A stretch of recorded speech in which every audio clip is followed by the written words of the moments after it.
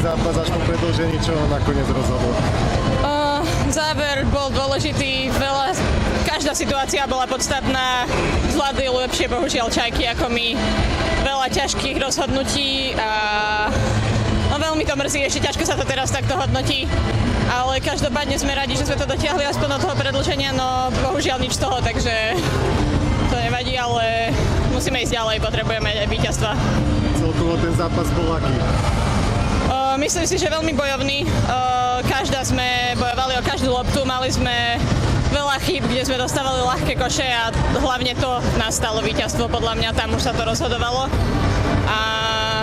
Ale bojovali sme každá jedna a nechali sme tam podľa mňa všetko.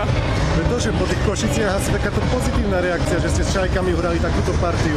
Určite pozitívna reakcia, ale z posledných 4 zápasov mať 3 prehry veľmi mrzí, takže potrebujeme sa vrátiť naspäť a získať nejaké víťazstvo. Ale dokázali ste si pred slovenským pohárom, že viete hrať s kýmkoľvek. Určite áno, to bolo podstatné. Na slovenskom pohári nebudú ľahké zápasy a vieme, že môžeme poraziť či už Čajky, Ružomberok a hlavne v prvom rade potrebujeme zdolať Slovan na začiatku a od toho sa odraziť. Pani trénerka, dostali ste so Čajkami dneska do predĺženia. Čo napokon rozhodol? Detaily, vždy všetko je o detailov. Už tam boli malé chyby, ktoré aj predtým boli samozrejme v prvom rade 8 vynechaných 6, hej. Jedna z rozhodujúcich faktorov, máme s tým problém v poslednej dobe.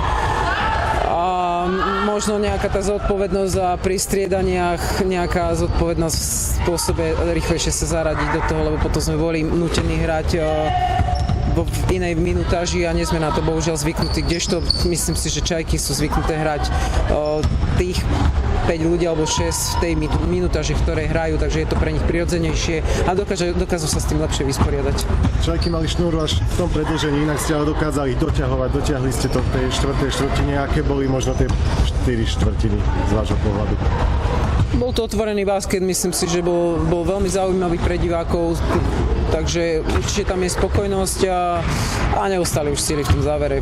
Rozhodla nejaká individuálna kvalita a detaily na našej strane. Potešili dievčatá možno aj z hľadiska od nasadenia tej reakcie na tie predošlé výsledky?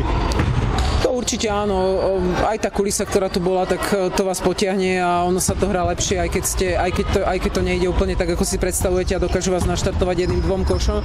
A dneska to naozaj tak bolo, za čo ďakujem publiku, určite si to zaslúžili ešte možno viacej ako to predĺženie, ale musíme viacej a rýchlejšie ešte zapracovať nové hráčky, aby aj kondične sme to lepšie zvládali a ja verím, že budeme konkurencieschopní viacej.